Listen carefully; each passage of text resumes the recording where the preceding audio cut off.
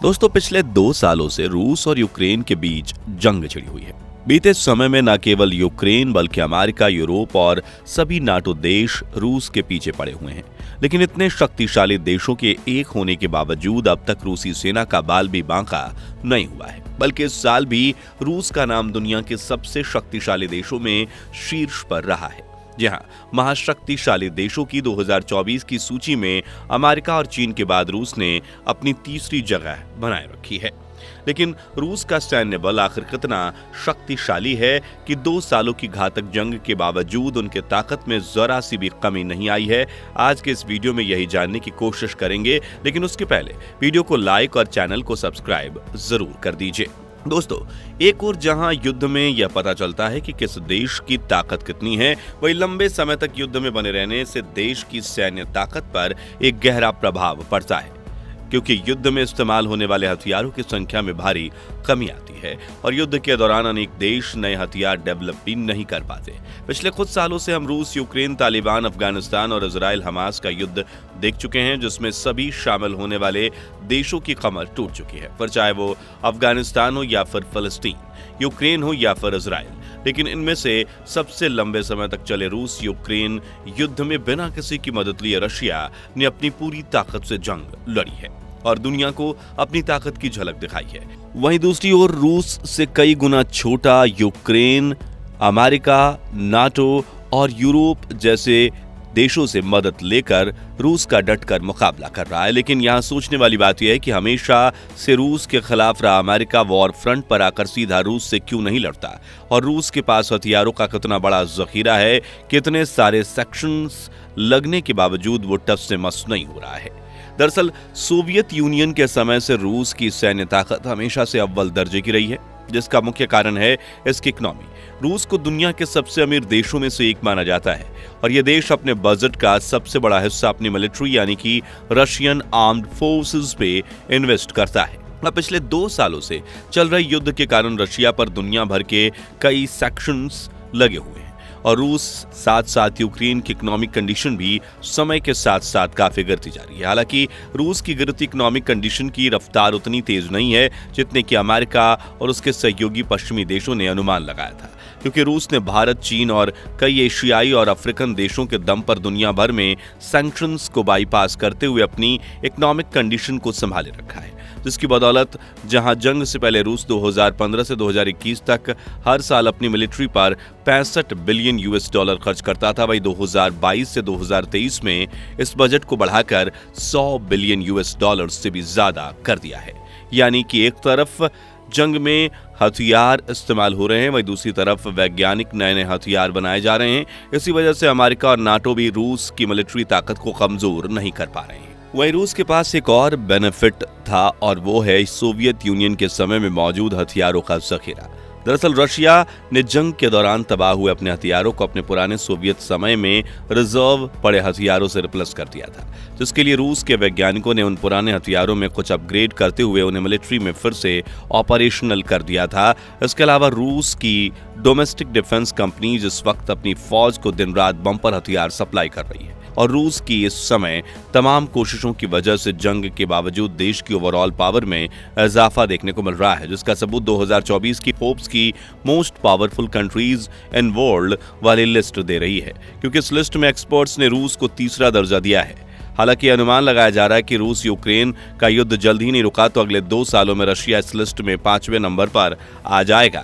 लेकिन अनुमान चाहे जो भी हो, मगर सच तो यही है कि रूस की गिनती अभी भी ताकतवर देशों में की जाती है और रूस युद्ध में बने रहने के और यूक्रेन पर हावी होने के लिए पैसों को पानी की तरह बहा रहा है।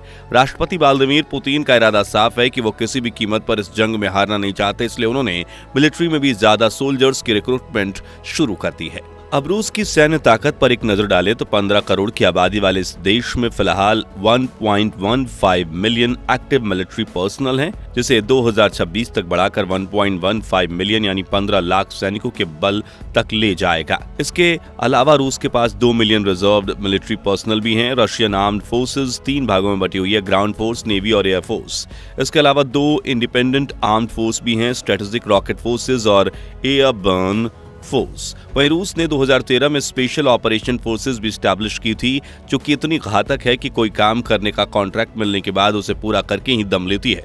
रूसी सेना के अपने देश रूस के अलावा northern Caucasian, Belarus, Armenia, Syria, Moldova, Tajikistan और वियतनाम जैसे देशों में भी मिलिट्री बेस मौजूद हैं, जिनका इस्तेमाल वो जंग के समय कर सकता है।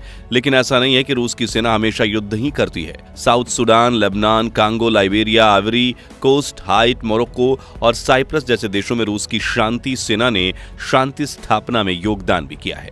इस तरह रूसी सेना के करीब 30,000 ऑफिशियल्स दूसरे देशों में भी तैनात हैं, जिसकी मदद से रूस चारों तरफ से अपने दुश्मन पर हमला कर सकता है। अब रूसी सेना के हथियारों के जखीरे पर एक नजर डालें तो इस देश के पास 6,000 से भी ज्यादा न्यूक्लियर हथियार हैं, जो दुनिया में किसी भी देश से कई गुना ज्यादा है। इसलिए रूस को न्यूक्लियर सुपर पावर भी कहा जाता है। रूस के जमीनी हथियारों के बेड़े में एक से बड़े एक hand grenades, machine guns, machine missile launcher, grenades और स्नाइपर गन्स लाखों की संख्या में मौजूद हैं। उसके अलावा रूसी आर्मी के पास हजारों जंगी टैंक्स मौजूद हैं, जिनमें 800 T-62 tanks, 5000 T-72 tanks, 3480 T-80 tanks और 600 T-90 टैंक्स शामिल हैं। वहीं रूस ग्राउंड सेना के पास कई ऐसे जंगी टैंक्स और बख्तरबंद गाड़ियां हैं, जो हाईवे, रेगिस्तान, बर्फ और पहाड़ों पर भी चढ़ जाते हैं और कई किलोमीटर दूर से निशाना साधकर दुश्मन पर हमला कर सकते हैं। दोस्तों, रूस ने अपनी सेना में आर्टिफिशियल टेक्नोलॉजी को भी शामिल कर लिया है, यानी रूस के पास कई ऐसे रोबोट हथियार हैं जो रिमोट कंट्रोल से चलते हुए दुश्मन के इलाके में घुस जाते हैं और हमला कर देते हैं। वहीं रूस के पास यूरोन 9 और यूरोन 14 जैसे बड़े व्हीकल्स भी हैं, जिन्हें चलाने के लिए किसी इंसान की जरूरत नहीं है, बल्कि रूसी सेना के अधिकारी इसे कंट्रोल रूम से बैठकर ऑपरेट कर सकते हैं या फिर टारगेट देकर ऑटोमोबाइल चलने के लिए छोड़ सकते हैं। चलिए अब रूस की एयरफोर्स की ताकत भी देख लेते हैं, क्योंकि आज के समय में आर्म्ड फोर्स तभी आगे बढ़ सकती है जब उन्हें आसमान से एयरफोर्स का सपोर्ट मिले। रूस के पास आज के समय में 4,800 एयरक्राफ्ट हैं, जिसमें 809 fighter jet, 730 dedicated ground attack aircraft, 453 transport aircraft के साथ साथ 145 स्पेशल एयरक्राफ्ट और 1,547 हेलीकॉप्टर्स शामिल हैं। वहीं रूस के फाइटर जेट के सामने तो दुनिया की महाशक्तिशाली देशों के फाइटर जेट भी चाय कम पानी होते हैं, क्योंकि रूस के मिग और सुखोई क्लास के फाइटर जेट सुपर एडवांस हैं, जो आवाज से भी तेज रफ्तार से उड़ने में सक्षम हैं और न्यूक्लियर मिसाइल्स भी ड्रॉप करने की ताकत रखते हैं। इसलिए तो भारत ने भी रूस के मिग 21 एयरक्राफ्ट खरीदे थे। हवा से अटैक करने के लिए रूस के पास laser bomb, air to air missiles, air to surface missile, nuclear missiles और लॉन्ग रेंज बैलिस्टिक मिसाइल्स भी हैं, और ये सभी रूस के फाइटर जेट्स पर फिट हो जाती हैं। यानी कुल मिलाकर रूस की एयरफोर्स का मुकाबला करना किसी विदेशी एयरफोर्स के लिए तीर साबित हो सकता है। आइए अब रूसी नेवी फोर्स की बात कर लें।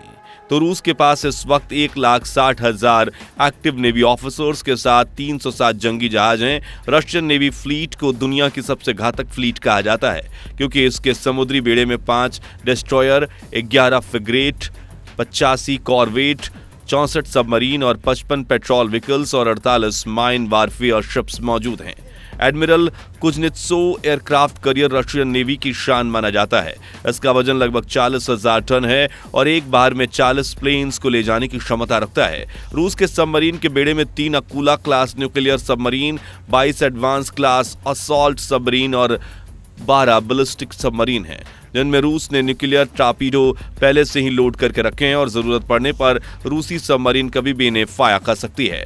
ऐसे में भले यूक्रेन के साथ जंग में अमेरिका, यूरोप और नाटो बैक फ्रंट से यूक्रेन को सपोर्ट कर रहे हो, लेकिन वो कभी भी फॉरवर्ड फ्रंट पर आकर पुतिन को भड़काना नहीं चाहेंगे, क्योंकि वो जानते हैं कि जब राष्ट्रपति पुतिन का पारा चढ़ गया तो रूस जंग का ऐसा सैलाब खड़ा कर देगा कि जिसमें वो खुद के साथ पूरी दुनिया को डुबा देगा। तो दोस्तों, अब तो आप समझ ही चुके होंगे कि आखिर क्यों अमेरिका, यूरोप और नाटो भी रूस की सेना के सामने खौफ खाती हैं।